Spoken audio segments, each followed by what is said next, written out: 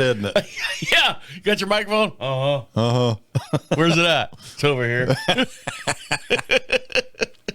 Aren't you glad I'm on top of things? Yeah, right on top of things, Mike. App that I have that. Why did they get on the Florida man thing? Because that could have really been anywhere. Because Florida is just known for having just dumb people in it, just because of the state is, you've got such a wide variety. You've literally got, imagine all the major cities and states in the nation. Right. All in one state. Because you've got Miami, which is Cuba. Then you've got, you've got the Outer Banks for the East and West Coast, which is, a lot of money. Mm-hmm. You got the center of Florida, which is basically inbreeding. No, not yet. Is like the money, where all the money comes from Florida, right, not in South Florida.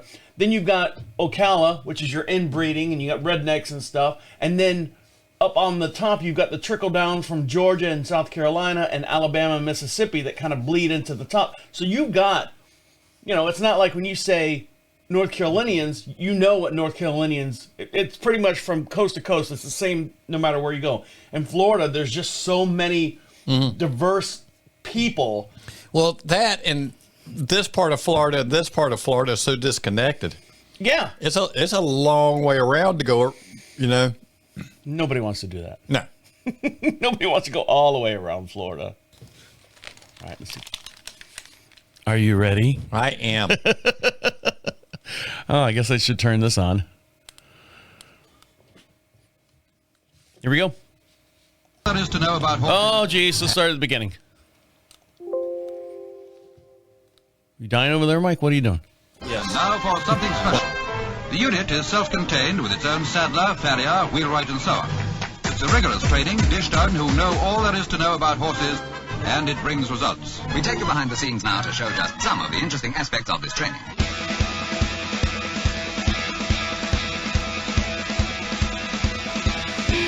Welcome back to Equine Dynamics with Mike Stine, the award-winning #1 podcast to create sounder horses from the ground up. Mike Stine is a registered journeyman farrier with an APF1 accreditation. On this week's show, Talking Terminology, we're going to talk about the Fulcrum. Also, a discussion of a research project looking at the effects of shoe placement, primarily influences the breakover, and also a discussion of an article that studies 4 horses and a pony measured with motion captured system. All this and much more will be discussed here on Equine Dynamics with Mike Stine. And over to my far inside is Mike Stine. How are you? I am doing good. How are you, Travis? Doing well. The Christmas stuff is getting ready to, our Christmas swag stuff is getting ready to hit our books here. So, and all the Thanksgiving stuff has been given away. Do you know about that, right? No, what happened? Tell me what happened. There was a knockdown drag out in the back of my truck over the last couple Thanksgiving stickers. I mean, they were picking up stuff, beating each other with it. Were they really? They were. Well, they're in high demand, and I don't blame them. So if you want to get yours now and beat the rush, go over to equinedynamics.com. At the very top of the page says contact us. Fill out that little form. Put a question in there if you want to ask Mike Stine a question as well, and put your physical address, and we'll mail you out something as well. Now, Mike, as you know, what was the HEHV1 herpes thing? HV1. Okay, so my wife has been watching, because she's got a show coming up here soon. She's been watching whatever show, event, place, how they're dealing with it and stuff. And as far as now, nothing is really set in stone whether they're going to cancel the show or whatever. So as far as I know, and this is in Aiken, South Carolina, that she's going to the show. I know in North Carolina, the state facilities right now, as I understand, are closed. So, okay, so they're... Because of this, I assume. Because of this, yes. So right now, she doesn't know. It's touch and go. And I think the show that she's going to is December 9th, I believe. So don't quote me on that, but that's where she's going to be here. The thing is, if they get everybody contained and it's a 12-day, a 12-day incubation period, and those should run their course and start seeing what's really going on out there, because right now they're just running on panic. And then you start looking at the 12 days on horses that may have been exposed to them. Right. So as you know, I'm a brand new horse daddy. When I say horse daddy, show daddy.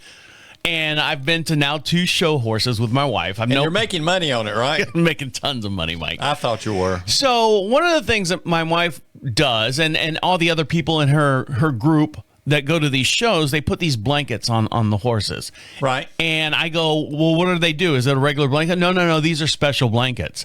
And I go, so what's so special about them? And it's the Beamer product. Oh, yes. Okay.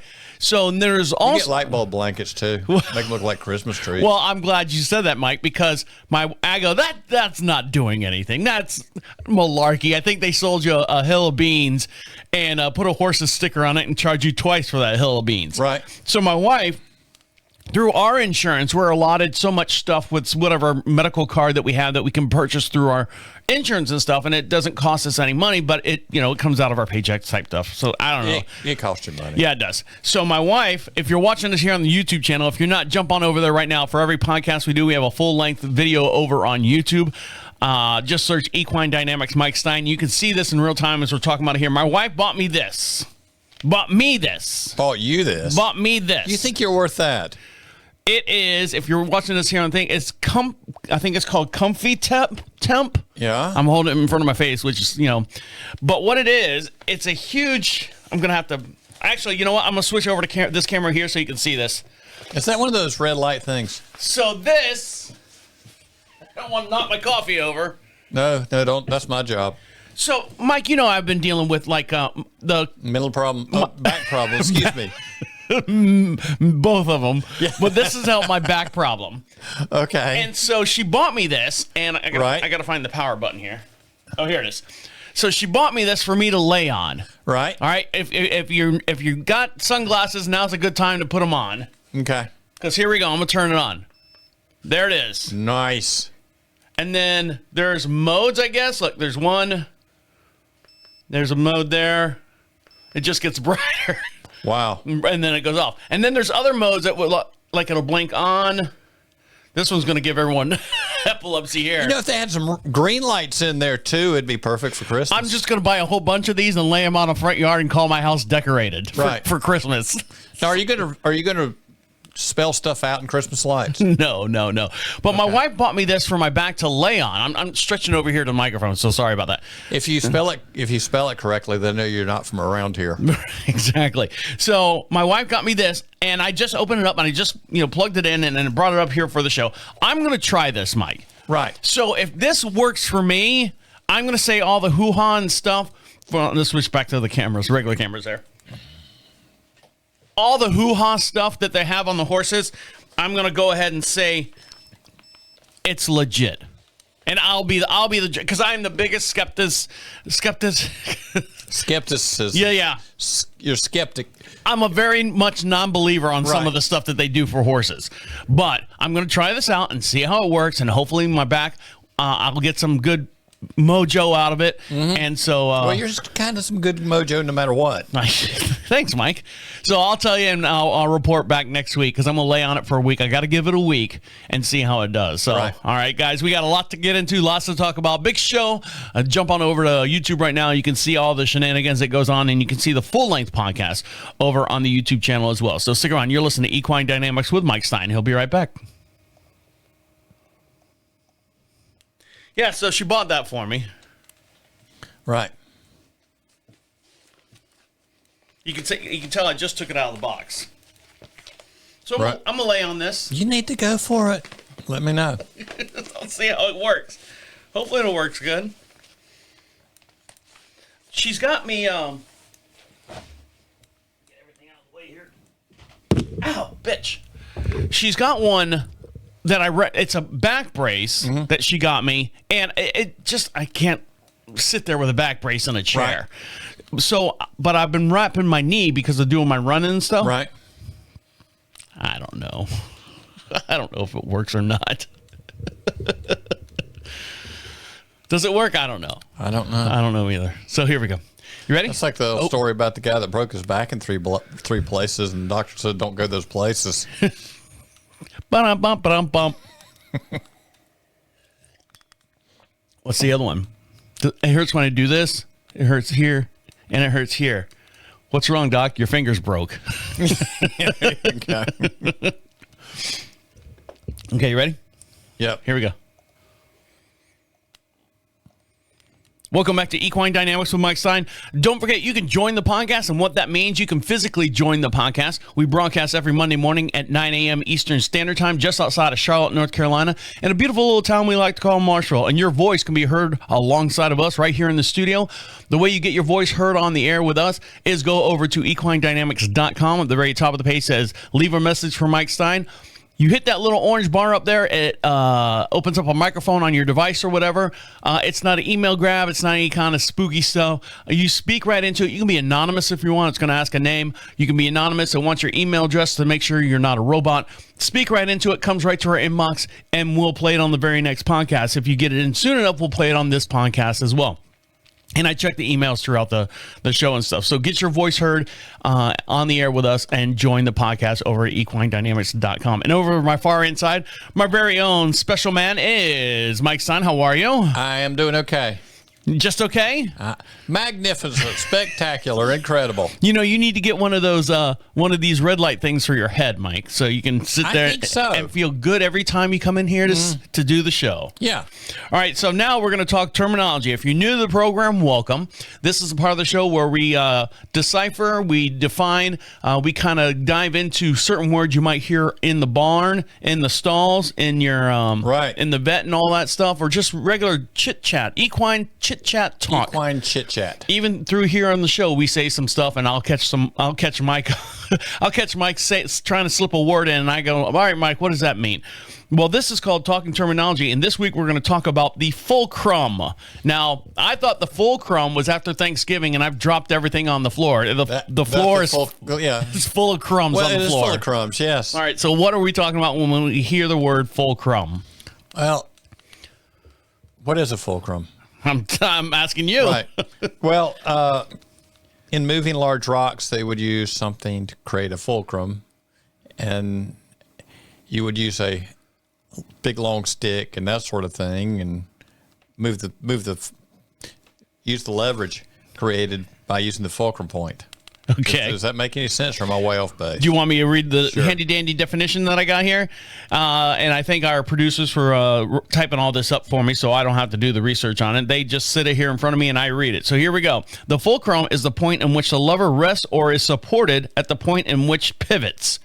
That's it. Fulcrum. So it's not necessarily a horse term. But it can be referred to horse terminologies. It's a mechanical term. Okay, so it's a mechanical term. So fulcrum. Yeah, it's like the center of a seesaw. So give me a couple examples on a horse where a fulcrum would come into place. Well, you would be working against a fulcrum between the ground as the foot starts to break over. Are you gonna go to that camera already? Sure. All right, here we go.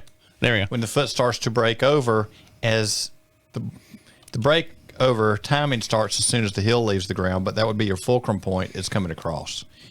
And they're talking about shifting it in different positions under the foot and some of the stuff we're looking at. Is that it for the fulcrum? Sure, why not? Well, we got to do a whole segment on it, Mike, so you better elaborate a little bit more. Yeah. And why is it so important to worry about the fulcrum on a horse? Well, as far as you being a farrier. Well, it has a lot to do. And it's tendon ligament pressure, movement patterns, you name it. And getting good clean movement patterns, not overloading tendons. On the other end, if you go too far, you can cause some other problems with stride length and impact and everything else. So it's going to vary for every horse, and the other end is the fulcrum is going to be very different depending on the ground they're in. If you've got a ground they sit on top of, the fulcrum point will be definitely out on whatever the front edge is, whether the breakover's modified on the shoe or not. If you're in deep ground, the place where the foot rotates into the ground would end up being your fulcrum point. So when you hear the term fulcrum, that's generally going to be in between farriers talking to each other. Not necessarily, you might mention it to the rider or the trainer or the owner, hey, the fulcrum of the horse is what I have to fix on this. But when you're talking, hey, right, hey, Johnny, I need what do I need to do with this foot? And Mike goes, it's like adjusting the breakover would be working on your fulcrum point. Okay. And that's probably where would we be talking about breakover timing. All right, so go ahead. Just like Jack Miller said years ago, he said there's only a couple things that a farrier can do to affect the movement pattern of a horse. A, provide support. B, reduce leverage. And, there comes a point where reducing leverage can be too much. And if you put too much support in the wrong area, sometimes it can become a crushing effect. And with tendons and ligaments, every time you make a move, if you're unloading the flexor tendons, it changes the pressure on your suspensory, changes the pressure on your extensor tendons, and the whole bit. And if you're just looking solely at a front leg, what's going on in the shoulder? Is the shoulder opening up or not opening up? Well, there's totally different. There's so many variables in it that you got to be able to make good decisions quickly. But that's just looking at the front leg, and then the time between the front and hind comes into play. So you started talking about breakover points. So when we come back, we're going to dive into this article from the American Farriers Journal of this month, written by Judy Florio. And we're going to dive into the how the primary... Is it Jude or Judy?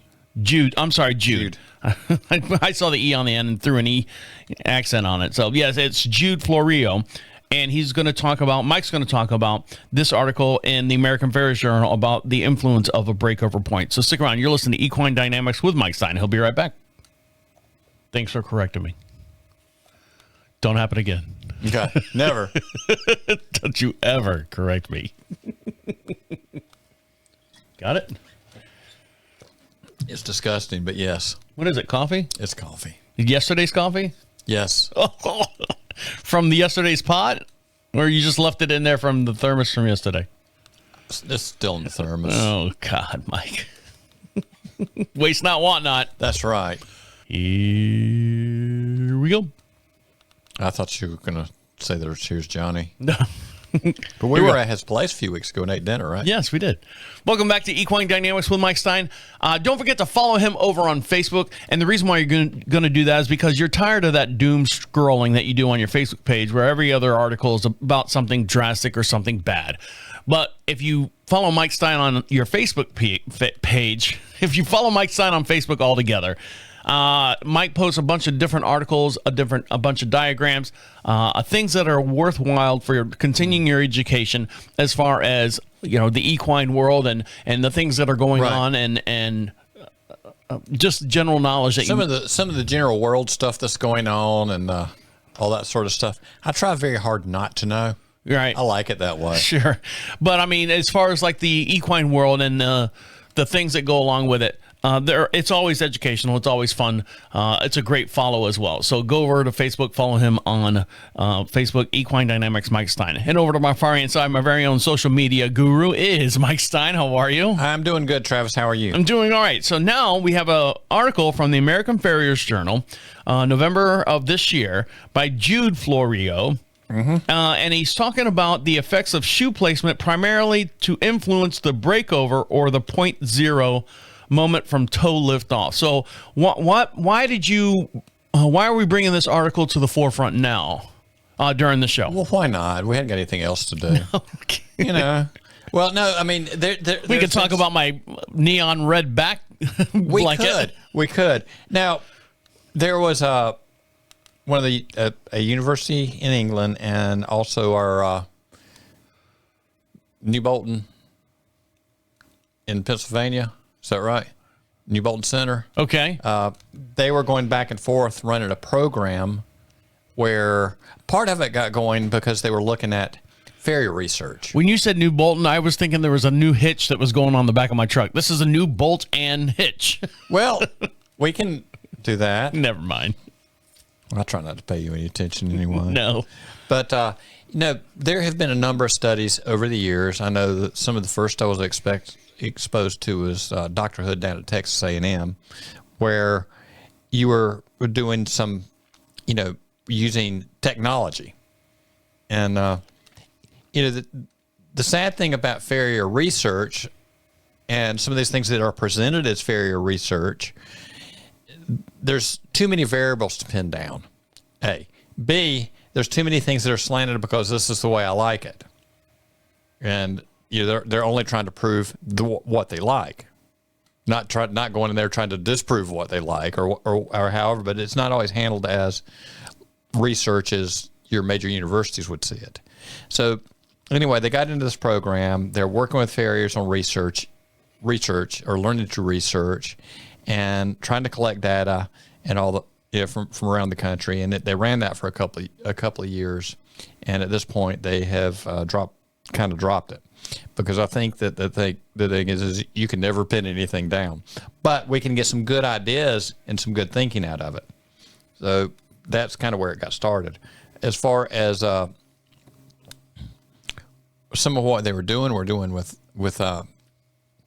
pressure plates and impact, and the ones from Dr. Hood's years ago down in Texas A&M, that they were showing you the color of the impact and where the foot was landing and all this sort of deal.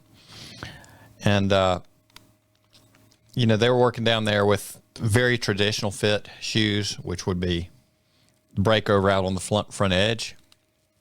And then they had some that were slightly modified. Then they went to this extreme breakover kind of deal. I have never seen a horseshoe that looks like that before. It looks like the University of Miami, the U in the University of Miami football team logo. Well, that's probably where they got the idea from.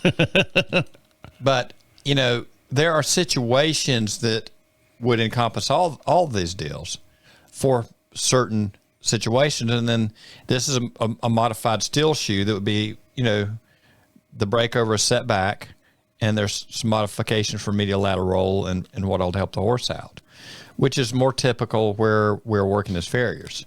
But there are situations with horses where you want to go more to the extreme side. Now, this is very extreme. And that's the one that looks like the University of Miami. Now, there are situations where, okay, if I'm out in the field looking at a horse and there's been a horse where there's been extreme breakover put on, and if you start looking at the extensor processor, where the extensor tendons come down the front of the leg and the front of the fetlock that connect to the extensor process, if they start puffing up, sometimes you can have a breakover where the horse is trying to keep itself from falling forward. So you don't want that.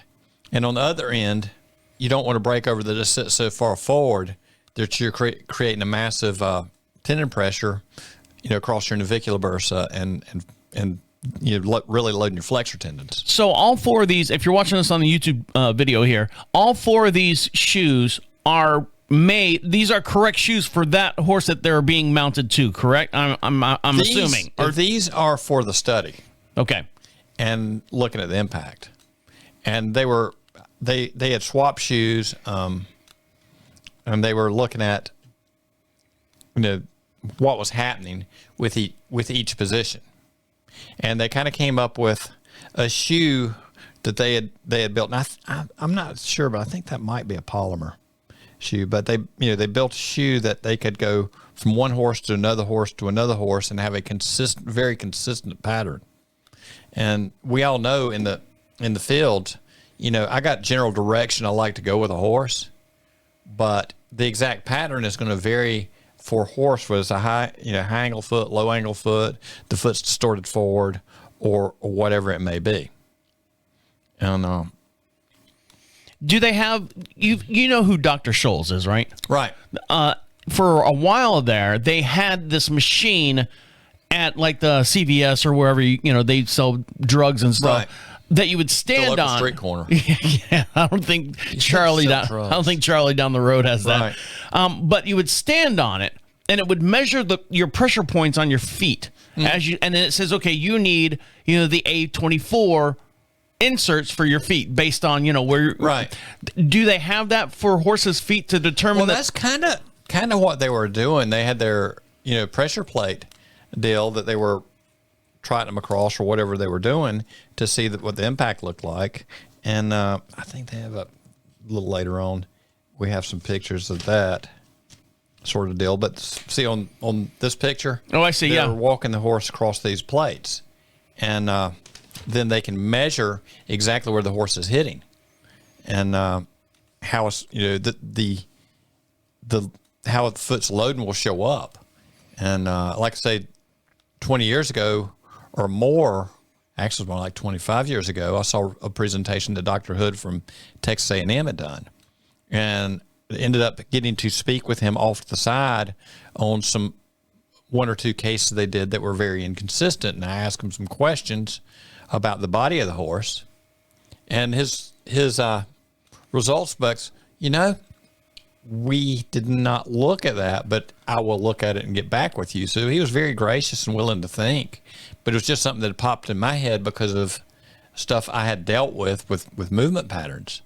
And the inconsistencies from left to right on the one horse that was in discussion, even though the hoofs were very consistent, the legs were very consistent, the impact pattern was not consistent at all. And so that's like, okay, what's going on with the shoulders? Are they consistent or not? And he's like, we did not look at that. He said, but here's my number. Call me. I'll let you know. Now, are we putting all this work, all this case study, all the pressure pads and everything that the horse is walking on? Are we putting all this effort and research in horses that are pasture ponies, or are these actually to help improve the sport, the discipline, the whole, It's to improve the sport. It's longevity of the horses as far as the sports go, clean movement patterns, longevity, less injections. Let's go down the line. But basically it's to figure out how to keep horses healthier doing the work they're doing. As far as hardcore therapeutic stuff, you look at, I've had people like Doc Red, he does some extreme stuff. Well, he works on extreme cases, and an awful lot. Some of them are not, but a fair amount of them are. And you got to modify around that case. And so these extreme places, I know plenty of guys that will tell you, I don't work on stuff like that. And I chose more to go in that direction because of my history with horses. But the game's a little different. When you're dealing with performance problems, it's a little different than therapeutic. But, since before I really got into the FEI stuff and all that, I had a real heavy therapeutic background. Some of that thinking comes into play into my thoughts, and some of the skills that I had to develop comes into working with movement patterns and performance issues. And it's served me well that I have been on the performance end and the therapeutic end. Because, on some level, horses that are being pushed hard, if you can get ahead of it, you want to get ahead of it before it becomes a therapeutic issue. So that, the idea is to keep horses healthier longer. But that was a rampage. But there are, not to sound shallow, but there are people that are like going, I'm not spending any money on my pasture pony if it, until the wheels fall off type deal. You know? And okay, it's, $15,000 or whatever, whatever the price tag is on it. We wouldn't be doing this on your pasture pony. Okay, so this is we could.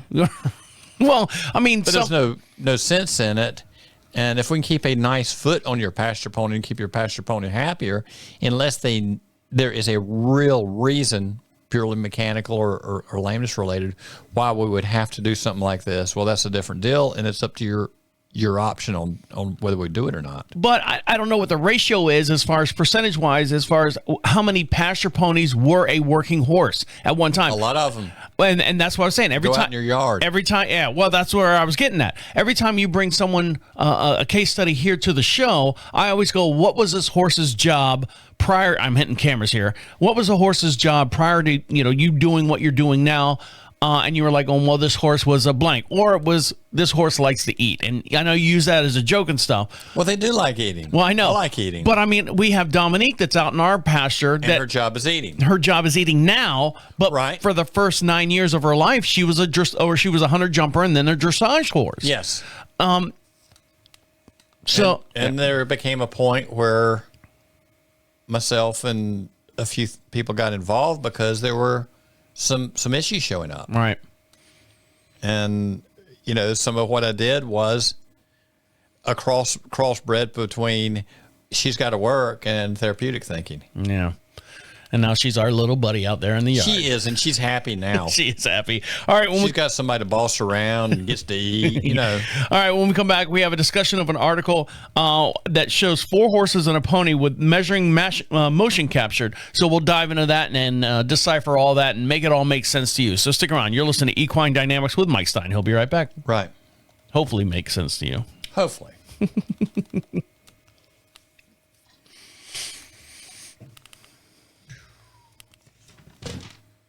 What's going on? What are you breaking? I'm not touching anything. All right, good. I just want to make sure that Amy picked up my dad for his MRI appointment. Okay, you ready? Right. Welcome back to Equine Dynamics with Mike Stine. If you don't want to go on the air and have your voice be heard alongside of us, that's okay. I understand. But you can always email Mike at any time. Go to equinedynamics.com. At the very top of the page says contact us. Fill out that little form. It's going to want a physical return address if you want to get some of the brand new Christmas stickers that are coming in. Now, if you're downloading us and listening to us on whatever iHeartRadio or Spotify, you can see one of the stickers. We've changed our logo over there to the Christmas theme. That's one of the stickers that's available. And you can get that right now. Go to equinedynamics.com. Fill out that little form, put a physical return address, and we'll mail it out to you as well. And we have another surprise one coming alongside of that one. It's got a bunch it's got a bunch of horses and stuff on it. It's fun. It's great for always fun. Stocking stuffers and whatnot. And over to my far end side, my very own elf on the shelf is Mike Stine. How are you? I am doing good, Travis. How are you? Doing all right. Now we're going to continue our discussion about a study of 4 horses and 1 pony. I don't know what's the difference between the 4 horses and a pony. Just because that's what they did in this study. 4 horses and a pony. Yeah. Yeah. Well, we're going to talk about a little bit about how they did. Yes. Okay. And this is that's what was done. We can call them and tell them to change it. Now, unfortunately, we don't have the high-speed cameras themselves, so Mike's got a little bit more for you, and more information about what they found out on this high-speed camera study. Right. So go ahead, take it away, Mike. Tell us what we're going to learn here. Okay. When we're talking about breakover and where they were measuring is from the tip of the coffin bone forward or backwards, and basically the 0 point directly under the tip of the coffin bone. And of course they were shooting x-rays on all these horses and using markers and the whole deal. And you know, this would be like a traditional perimeter fit. This would be a modified back as far as the foot being forged back. And then go ahead. From the side view, oh, there we go. This would be your more traditional look and the side view. But I mean, this is putting the breakover point at the very front edge of the toe. The other one looks like my mom, when I used to get my feet measured for shoes, she pinched the tip of my shoes and, all right, wiggle your toes so I know where they are in the shoe. This I'm pointing at the screen here. this one right here. It looks like it's hanging way over the shoe, like outside the shoe, like a flip-flop, like your toes. When I was a kid, they just smacked my foot with a hammer. That way I couldn't lie to them about it, right? But it looks like your toes are hanging over your flippers there, your flip-flops. Right. Is that good for the horse? That's acceptable? Well, that was acceptable for the study. Okay. And if you start going down a lot of rabbit trails, in certain situations it is. In certain situations it is not. Okay. Where else are we going? We're going to... When they were looking at the movement patterns, I know Steve Teachman ended up there at New Bolton, and they said he went through a huge amount of accelerometers, they were measuring the movement pattern of the foot and also looking at impact. But they could actually, measure and feed the information back in their computer. But from what I understand, the accelerometers were good for like one use. And so it got a little pricey. Uh-huh. And they were attaching at different points and moving the horse out. page 2. And page 2. And we'll shift that a little further forward. Okay. But Go ahead. I'm just fixing yours. and they got graphs and dots and all the. They look like the little ping pong balls when they do motion capture They are ping pong balls. with when they do like for movies and stuff. So the Right. horses have ping pong balls on their feet. Right, exactly. And so they are using those to gauge and feed back into the computers and get a scene movement pattern on the computer screen. Now, you years ago, Lord, back in the dark ages, Before sunlight. before sunlight. Well, one thing is you go out and you watch the horse, you hear the horse, you take the horse down concrete, which is where I've got to live because you don't have all this equipment. Nowadays, there's also a mode on your cell phone that you can use a slow-mo cam and take a look at a horse and then trot it out and then play it back. And it makes it easier for owners to see what's going on. And but back in the dark ages, there's a guy down in Georgia, and other people have done it too, who took a piece of cable, pulleys, a washing machine motor, and a rheostat, and they hung a camera under it. And once they got the cameras that took out some of the bounce, it worked better. But the original ones, you got to see every bounce. And they could run that along beside the horse as the horse trotted out, or take it straight down. They built a frame, a post and then a beam out to where you could run the horse directly in front of the camera, or turn the camera around backwards and trot the horse directly at the camera as you move the camera with the down the line. Now, it was high tech, but they worked with what they did, and they came up with some interesting things. And was it an exact study? Not exactly, but it's what they had. But with this, you can play with the breakover, and if you look at this shoe on top, okay, this is still a perimeter fit shoe, and they've got the line drawn down. This was, the nails are in the way, but this line is dropped right about the tip of the coffin bone. And then you can see from the side view where your lever point is. Now, that could have been adjusted, from,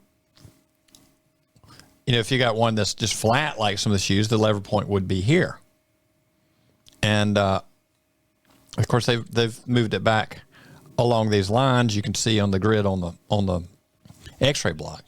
But think about this. When you're walking. I'm thinking about it. Well, I'm walking. Don't think too hard. Smoke coming out your ears. I'm walking. Okay. If you're walking on a flat board and your foot's got to roll across the ground. Now, these feet don't flex. So the ground's got to flex or something. Actually, that's not true. They do flex.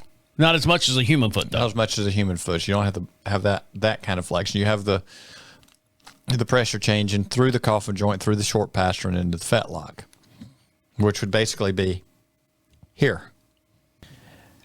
When you buy shoes, boots, whatever, the way they're built, they're not flat all the way to the front. Are you talking about my shoes or horse shoes? Your shoes. Okay, my shoes. Your shoes. No, mine have they have like a scoop in the front, a piece of rubber that comes up a little bit higher in the front. Right. So you've got a roll built into the shoes you put on. Correct. Okay, that's what's being done. Well, my running shoes or training shoes or tennis shoes. Now my dress shoes, my Bruno Mollies that I wear, they're when you're wearing a dress. Yeah, when my regular dress shoes, they're flat on the front. Right. Okay. But they're not exactly meant for performance. They're just made to look snazzy. Look good. Right. So anyway, that is a way of looking at it. And there are horses out there, and in this horse, you look at that bone column. The bone column is not lined up dead straight. And one thing that when they're doing these studies that I'm in question of, if you run always off the tip of the coffin bone, if everything is in the correct position, that's one thing, just as measuring off a frog stretching. If you've got a broken back hoof coffin joint alignment, it shoots that tip forward from the joint further, from the center of rotation. If you have a very upright foot, that brings the lever point back here to the center of the joint. And that's always been one of my questions on this type of a study. But the standard is pretty much off the tip of the coffin bone. But there again, I think that I was talking to our friend Danny. He says I don't worry about palmar angle. I look at the bony column alignment, because he used to, when I first started this, you wanted that bony column alignment dead straight, and I don't hear that much about that now. But that's where we were, and they're talking about palmar angle. Well, that does play into that bony column alignment, but every time you tip that coffin bone this way or this way, it changes the tip of the coffin bone a bit. So anyway, that was down a rabbit trail. But using these cameras and the accelerometers and doing some of the same stuff with the shoes, you can look at alterations in movement pattern and have an accurate measurement of it. And you've got to have something way to base it consistently. There's a lot of talk about the frog should be 2/3 of the foot, 1/3 forward, and all that, which is true. But the problem is the frog deforms and the frog stretches forward. And if you're solely using that, there are other ways to get there. And there's ways to decide whether or not the frog has stretched. And you can get fairly accurate like that. But when we're out in the field working, that's kind of what we're working off of. So do you agree with this article and the studies and stuff that they found? Well, I think because it sounds like you're going like you're on the fence and then you're off the fence and then this is not what I would do. Fell off a fence and got run over by a truck. Yeah, something. Yeah. But I mean, it sounds like, okay, I see what they're saying in the article, but yet it doesn't really apply itself in the real world. It does. It does. But we get there a different way. I mean, I see a horse come in the barn or hear a horse move or look at wear patterns or look at, is the shoulder locked up? Is the back lifted? Where are they weak? That sort of deal is how I come to a lot of conclusions. But I mean, in the real world, this is part of the deal. The problem is if you wanted to take your horse up to New Bolton and use the pressure plates, or Cornell, or anybody you want to take it to, Texas A&M. I don't know if NC State has any pressure plates. They might. No, they're closed. They're closed. And but there's a lot of technology, but out in the field, we've got to work off of what we got out in the field. Does this technology scare you, Mike? Every technology scares me. I mean, I just recently learned that you can zoom in and out without moving your camera towards it or pulling it back. I mean, let's face it. All right. But it's practicality of it. But it's like the whole thing with the tip of the coffin bone. That on its own alters from horse to horse, alters it a little bit. So, that's like I say, there's so many variables to pin down. I don't know that there's ever any possible way to get anything exact. We can get them in a good ballpark, but I think the conclusion of it is, most horses like a little bit of breakover modification, and there are going to be some that don't. All right, guys, we're going to take one more little break and let you get back to playing with your pony. So stick around. You're listening to Equine Dynamics with Mike Stine. He'll be right back. Well, human medicine's the same way. Right. That's why they call it. That's why they call it practicing medicine. Yeah, right. Did you see my cup? Nice. What's it say? Here, I'll hold it up for you. Fuck off! It works. Fuck off! Amy got me that. I like it. Okay, you ready? Yep. Come back and what did we learn? What did we learn? I don't know. You tell me. I don't know. Here we go. Welcome back to Equine Dynamics with Mike Stine. If you'd like this podcast to perform out at your location, if you got an event coming up, Christmas party, we love to come to Christmas parties. Right. We love to sit there. We're our Christmas party, all year round. We're a two-man show, and we love to come to your Christmas parties and stuff. So you can invite us. And the way you do that is go to equinedynamics.com. At the very top of the page says clinics. Fill out that little form. Mike and I will come out to your Christmas party, your holiday party, whatever you got going on, and do this podcast right in front of all your friends. We can do that. Even your enemies, if you don't like them as well, we can do it in front of them as well. And we all have a good time. We bring a big show, a big production and stuff, so we'll have a great time. Just fill out that little form, and we'll pencil you in coming up here in the next few weeks. And over to my far inside, my very own ho, ho, ho, is Mike Stine. How are you? I am doing good. How are you, Travis? I'm doing very well. You were doing about the same you were about 30 seconds ago, right? Yeah, exactly. And you know what? I'm excited to work on or lay on my new infrared back tonight. So I'm excited. It just came in the mail yesterday, and I haven't had a chance to play with it, so I'll play with it tonight and lay on it while I'm watching the Magic game or something like that. You know, they have these big discs that fly in the sky that have lights that circle it kind of like that. Those are alien ships. Oh, okay. Okay. So, Mike, what did we learn today? I thought they were my friends. So, Mike, what did we learn today? What did we learn today? Talking terminology, discussing the fulcrum. That's the pivot point on a seesaw. It's the point where the horse goes into breakover. The lever point. So it's fulcrum point. You said it's an engineering term more than it is an actual horse term. Well, it describes something on a horse that works in a fulcrum way.